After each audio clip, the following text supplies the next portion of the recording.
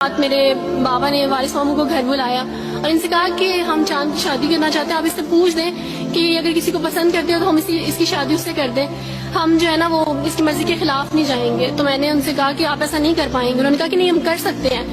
مجھے یہ تھا کہ مجھے پچھتاوا نہ رہے کہ میں نے شاید اس دن پاپا سے بات کرتی تو پاپا مان جاتے۔ تو میں نے ان سے کہا کہ پاپا میں ایک مسلمان مرد سے شادی کروں گی، آپ ایسا میرے لیے کر سکتے ہیں؟ اگر آپ کسی مسلمان سے میری شادی کریں گے تو ٹھیک ہے، میں شادی کرنے کے لیے تیار ہوں۔ میری گھر میں ایک سناٹا چھا گیا اور اس خاموشی کے بعد جو ہے یعنی سب فیملی والے رونے شروع ہو گئے۔ انہوں نے کہا کہ آپ اپنے مذہب میں واپس آ جاؤ، لیکن یہ ہے کہ میں دین اسلام قبول کر چکی تھی۔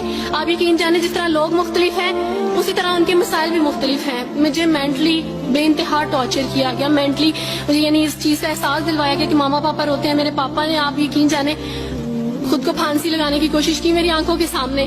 میری ماما نے خود پہ پیٹرول ڈال دیا اور خود کو جلانے کی کوشش کی میری آنکھوں کے سامنے، اور میں اپنے روم میں بیٹھی یہ کہتی تھی کہ اللہ اگر میں حق پہ ہوں نا تو میری فیملی کو کچھ نہیں ہونا چاہیے۔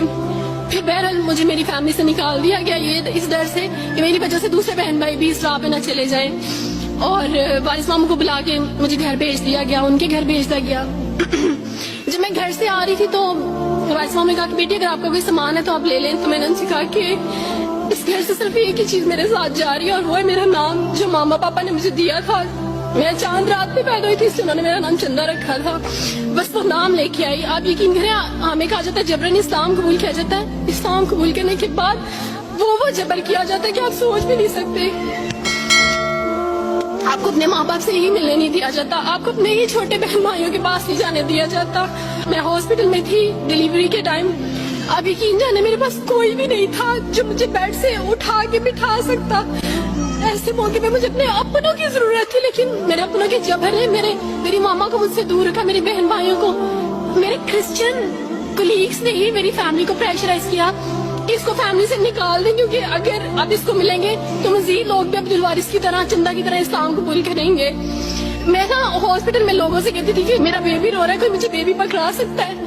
آئیڈیا ہی نہیں تھا ہاسپٹل میں کیا کیا لے کے جاتے ہیں۔ میرے پاس ایک ایسا دوپٹہ نہیں تھا جو میں چینج کر سکتی۔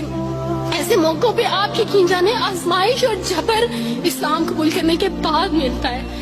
مجھے آپ سب سے توقع ہے، آپ سب اسلامک اداروں سے توقع ہے کہ اب آپ ہمارے لیے سٹیپ لیں۔ ہمارے اپنوں نے تو ہمیں چھوڑ دیا، انہوں نے جو ہمارے ساتھ جبر کیا، اس جبر کے بدلے آپ ہمارے ساتھ نیکی کریں۔ اب آپ کیا سٹیپ لیتے ہیں نیو مسلمز کے لیے جن پر یہ الزام لگایا جاتا ہے کہ ان پہ جبر کیا جا رہا ہے؟ ہم پہ جبر نہیں، ہم پہ جبر اسلام قبول کروانے والوں نے نہیں کیا، بلکہ جن کے گھروں سے ہم آئے تھے اسلام قبول کرنے کے بعد جبر تو ان کی طرف سے تھا۔